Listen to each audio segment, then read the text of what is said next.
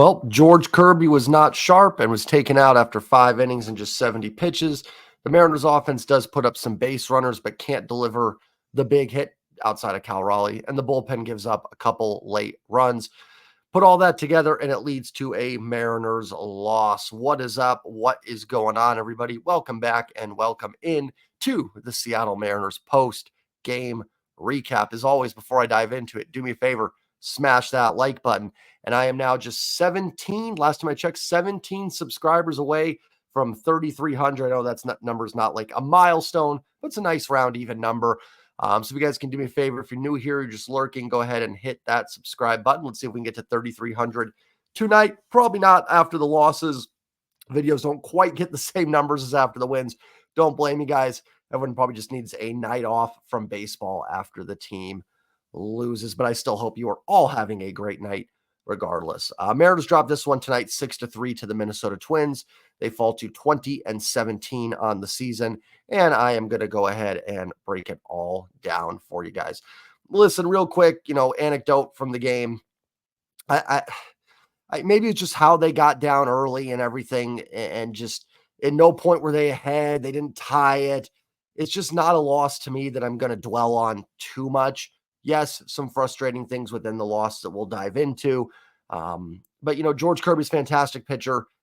He gets lit up a little bit for some home runs. Really not terrible, settled in and kept the team in the game. Obviously, not the worst start ever, but you expect George Kirby to be a little bit better than that. We'll see if there's any injury issue. Like I said, came out after 70 pitches. I don't know if it was just a matter of the game being 4-1 and Scott not wanting him to throw extra pitches, or if there's something with that knee injury. Listen, if it is at the point where Kirby's having trouble throwing 85, 75 pitches in a game, I mean, maybe a quick IL stint isn't the worst thing in the world, especially if it's a real quick one and he can come back in 10 days. I mean, you can essentially skip 1 or 2 starts. I don't want that. I want George Kirby to make every start, but not the end of the world. I'll check at some point here during the video and see if there's any news on that and why Kirby only threw 70. But, like I said, not super sharp, gives up the 3 home runs early to Kirilloff, Kepler, and was it Kirilloff and Kepler that went back-to-back in the first inning, I believe it was. Oh, no, excuse me, it was Correa and Larnach that went back-to-back, excuse me. And then Willie Castro hits the home run later in the game. And like I said, Kirby just not super sharp. It's going to happen.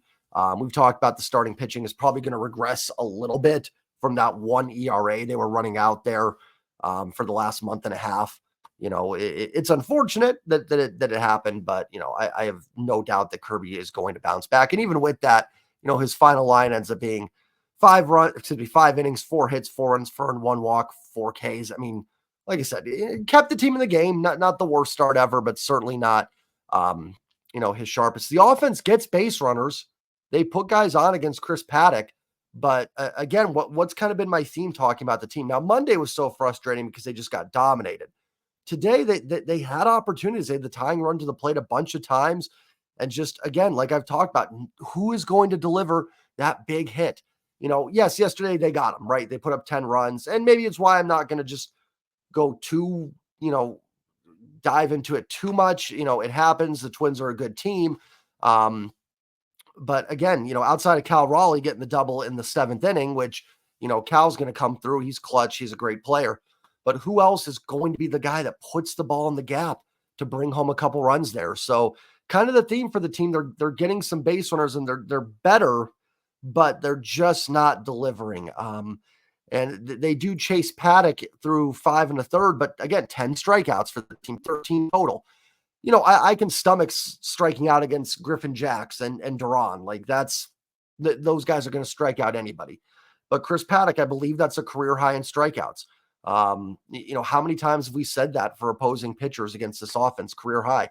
The pitcher on Monday, Simeon Woods Richardson, career high in strikeouts after 3 1/3. And that's the thing. It's not like these guys are going 8 innings and getting it. And it's funny because there's that stat out there that the Mariners have not allowed a starting pitcher to go 7 innings this year. And that's cool. Like, that's great. But I think part of that, they're striking out so much. So, yeah, the at-bats are naturally a little bit longer when you strike out. And listen, I don't get too wrapped up in strikeouts. Like, outs are outs, whether you're grounding out to short or striking out. At the end of the day, neither is the ideal result that you're looking for. But, you put the ball in play, better things can happen. You can move runners up. You can get runners in when you have second and third and less than 2 outs. And you give yourself a chance that the defense makes an error and things like that. So I'm not one to get overly like, oh my gosh, the strikeouts are the worst thing. I mean, last year the Mariners struck out a bunch and finished ninth in WRC plus in baseball. But something that was supposed to be cut back this year. And listen, we still knew this team was going to strike out. We thought it'd be less than last season, but not surprised they're still strikeout, still going to be a strikeout heavy team. But the fact that they've gotten worse at it, at least so far, definitely a little frustrating. And like I said, I think that stat of not allowing the starter to go in the seventh, I don't know how much that has to really do with the offense being good, or just if you're going to strike out, you're having a minimum of a 3-pitch at bat, right? So, and usually there's very few 3-pitch strikeouts. So I think part of that is just they're striking out a lot, so pitchers are having to throw more pitches. I guess you could say that's the one upside to striking out more is that you do make starters throw more pitches. But, against a team like the Twins that is such a lights out back in the bullpen, it's not really an issue of trying to chase the starter. Sometimes that's great. And listen, you always want to do that. But, I think that's more with teams when the bullpen is not as good as the starting pitching, where the Twins, maybe the middle relief, even they're pretty solid, to be honest. Sands and guys like that, Thielbar are good pitchers. So even Okert, that pitched yesterday, and Alcala are all guys in the middle of their bullpen that are pretty solid. So, but yeah, I mean, with that said, listen, this loss as a whole, the Mariners are in the middle of a really tough stretch of baseball, right? They played 3 in Texas, 3 against Arizona. Who they play after Arizona? Why am I blanking? Atlanta, 3 in Houston. I know Houston's scuffling, but listen, even if Houston does end up being bad, it's still a team like at least this year you respect as being, a good baseball team. They're still a team that you're going to fear a little bit, and a team that was playing a little bit better ball up until that Mariners series. Then you got 4 in Minnesota against, probably the hottest team in baseball. And through all that, the Mariners are 9-6 in that stretch. I can't get super upset. I came into this series, I was okay with the split. I said, if you can get a split, I would take that and run with it and move on back to the homestand. And with Logan Gilbert going tomorrow, you got a chance to do that. Now, Pablo Lopez is not going to be an easy task, especially with the way the Mariners are swinging the bats, for sure. But you've got a chance for it, right? And even against a great pitcher, you feel good with the Logan Gilbert on the bump tomorrow. And if you can get the split, I'm fine. I'm not going to complain about it at all. So, within the game, some frustrating things, of course, every loss has frustrating things. There's not a single loss that isn't somewhat frustrating.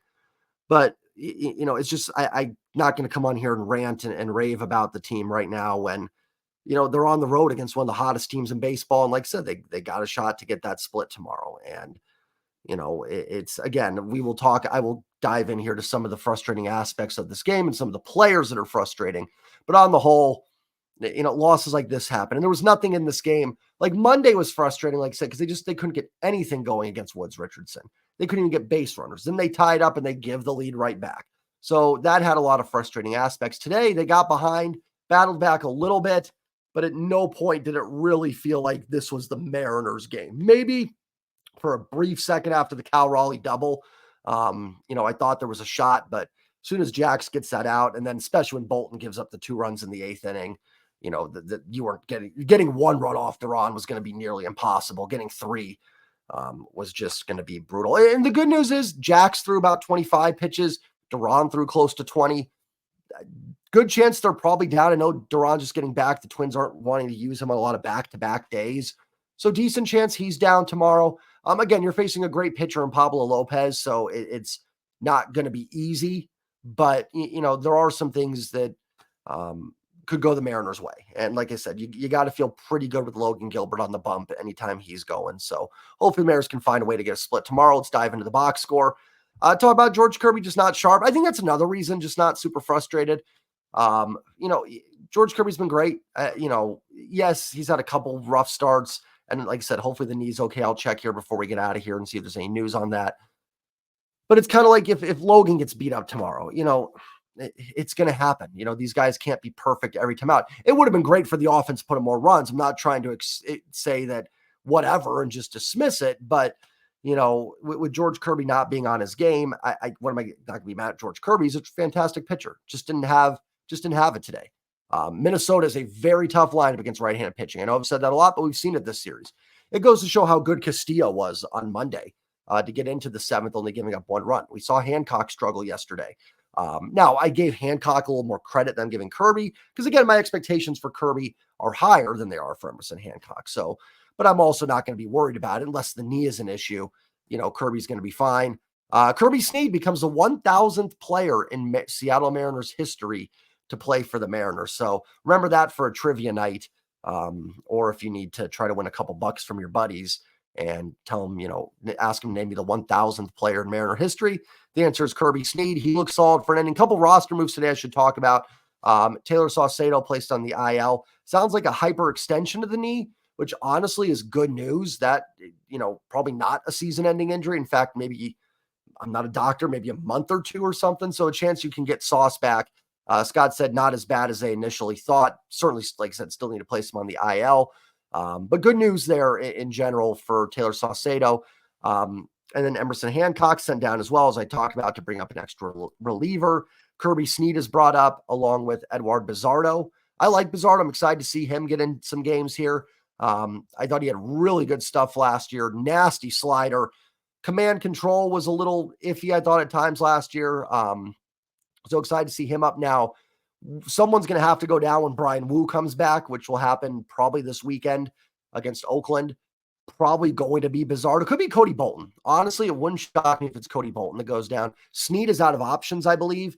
So, and Snead's probably taking that second left-hander role from Sauce right now. So Snead probably sticks on the roster. And my guess would be maybe Cody Bolton goes down to AAA. We'll see what they end up doing. But I'd like to see Bizarro stick. Bolton's shown some flashes, not giving up on him or anything. But I'd kind of like to see Bizarro stick on this roster. Sounds like JP Crawford's getting closer. Maybe a chance he joins the team on the next road trip. Possibly that East Coast road trip they have. And then Canzone sounds like is making some good progress as well and might be a couple weeks behind JP. Both are going to help because they're going to allow you, obviously, to get your starting shortstop back. It's going to allow Dylan Moore to play all over the field where he's more valuable. Canzone's going to allow you to, give Mitch Haniger a couple more days off and everything like that. And just give your team, lengthen the team a little bit. So excited to get both of those guys back.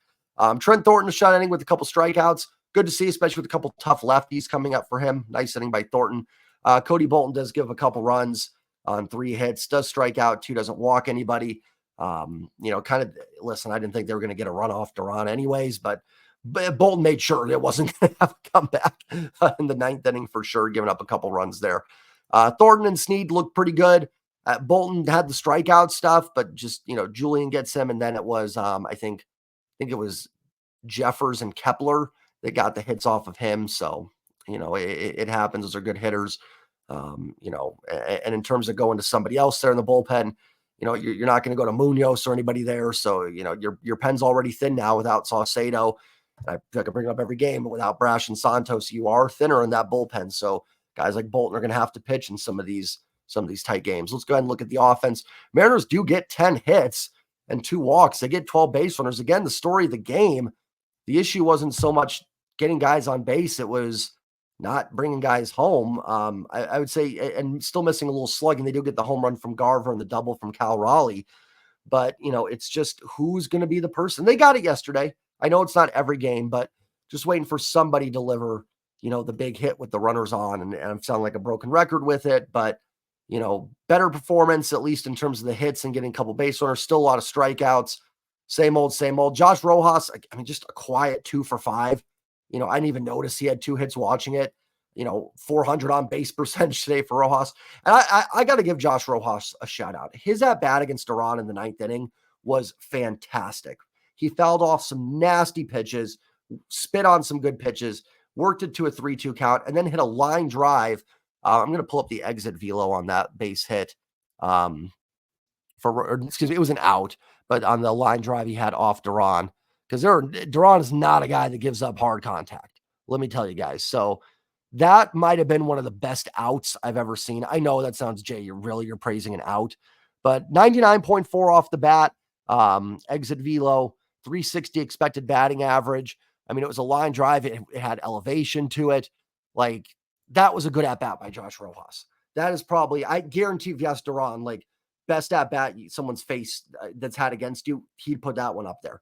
Rojas spit on good pitches. And listen, baseball has a lot of little things that happen within it.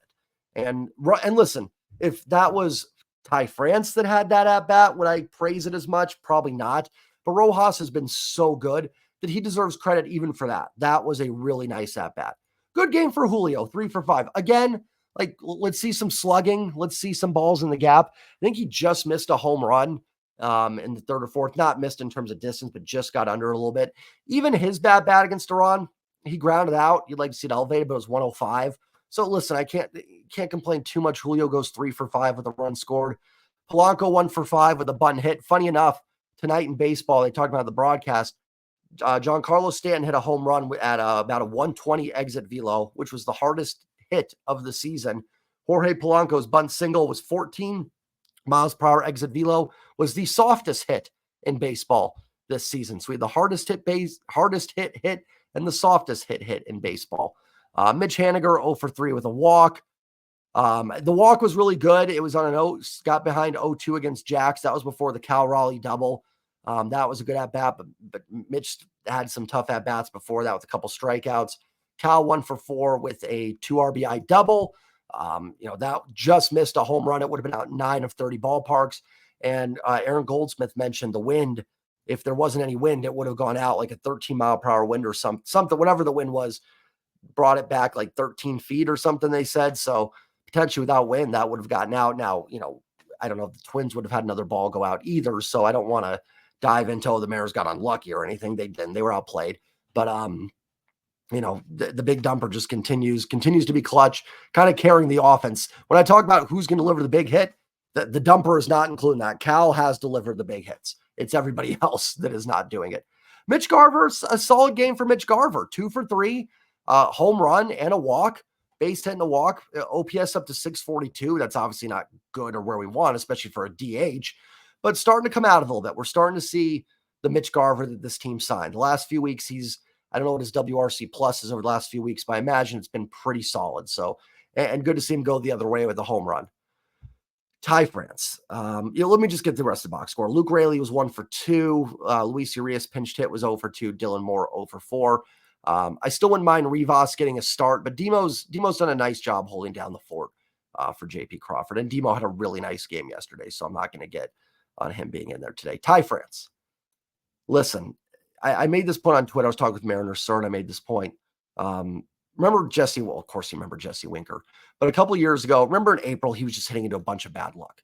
Like, you looked at the Savant page, he was hitting the ball hard, barreling things up, and it was like, he's going to come out of it. And I was one of those people. He's going to come out of this. He's going to be fine.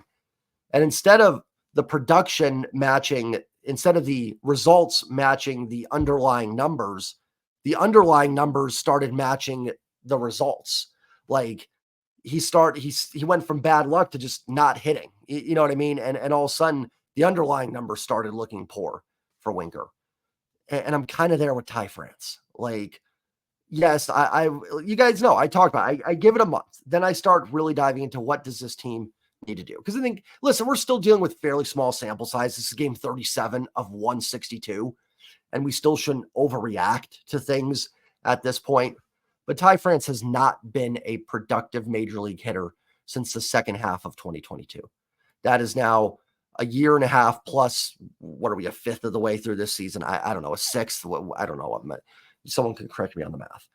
And the underlying numbers are actually starting to get a little worse. Like, he's starting to not hit the ball hard. He's striking out a ton. And listen, do I think the answer is just call up Tyler Locklear tomorrow? No, there's risks to that. Tyler Locklear's in Double A. I like Tyler Locklear. I'm not saying he's not the answer. He very well might be.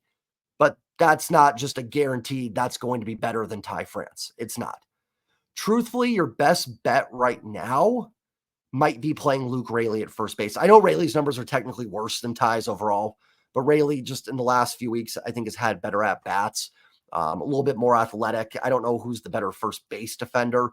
Raley's going to be faster. I'm assuming he'll probably be better, and he'll give you a little bit better base running value as well, because Ty gives you nothing in that department either. And listen, I'm not you guys know me. I'm not someone that like jumps in and goes, you guys know who I am. I've never come on a video after 10 games and been like, release this guy or cut this person. But Ty's going to have to figure it out really quick. I will say that. Because, I talked about the other day, at some point, even if the Savant page still looks pretty, I'm not dismissing it if it does. I haven't pulled it up in a while. Or excuse me, I pulled it up a few days ago. It's starting to go down a little bit, I think. But, actually, you know what? Let's just pull it up right now. Let's just pull it up while I'm here because I'm talking. I'm not actually positive. I don't remember where it was. Let me pull it up. France. We come from France. Coneheads reference. That's what you guys needed. I mean, it's actually still, I'll pull it up. It's actually still pretty decent. We're not going to dive into it too much, but I just want to look at it here. So, still a lot of red, still expected batting average, expected weight on base average, exit velos, hard hit rate, sweet spot. Chase and whiff are bad. He's not walking a lot. He's striking out, not barreling the ball up, giving you no fielding and running. I mean, we expect that from Ty France, obviously. But at some point, there has to be results. There just has to be. And I love Baseball Savant. Me and Mariner Sir are going to have a monthly recap show probably tomorrow, hopefully tomorrow. And we'll dive into it. We're going to look at Savant a lot. It is a great tool. I highly recommend checking it out because it can show you some guys that, like Matt Brash last year was just getting BABIP to death in April. He was still really good. No shock he turned it around. Do I think Ty France might have a chance to be better than what he's producing right now? Of course. Absolutely. It wouldn't totally shock me if Ty settles in to be okay. But even that's just not good enough from first base. You know what I mean? Like, and again, if Ty was really good last year and it was just a slow start and that was his Savant page, I'd say fine. Like, I'd like, just take a deep breath. Ty will be okay. But again, we're talking about, close to 2 years now of Ty France not being a good baseball player. And there are options. You could play Luke Raley at first, bring up a Cade Marlowe, give yourself a little better defense in the outfield or defensive replacement or pinch runner. I mean, honestly, you could sign Mike Ford. Mike Ford's probably going to hit better than Ty France.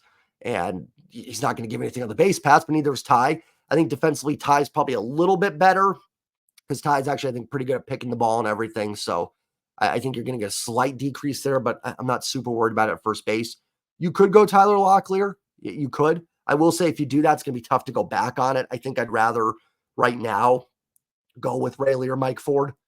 And I think Colby and Ty talked about in Locked On Mariners, and I'm pretty much with them. I'm kind of giving Ty till June 1st. I think at that point, if the results aren't there, I think you got to do something. I mean, it's just not happening. Maybe it does, right? Like maybe it does. There are some reasons for hope. I'm not saying it's just completely gone, but it's hard for me to be super optimistic. And honestly, you guys know I love Savant, and I just talked about what a great tool it is. The eye test doesn't match that. I don't see it. I don't see it out of Ty France. I just don't. I don't see him hitting the ball hard.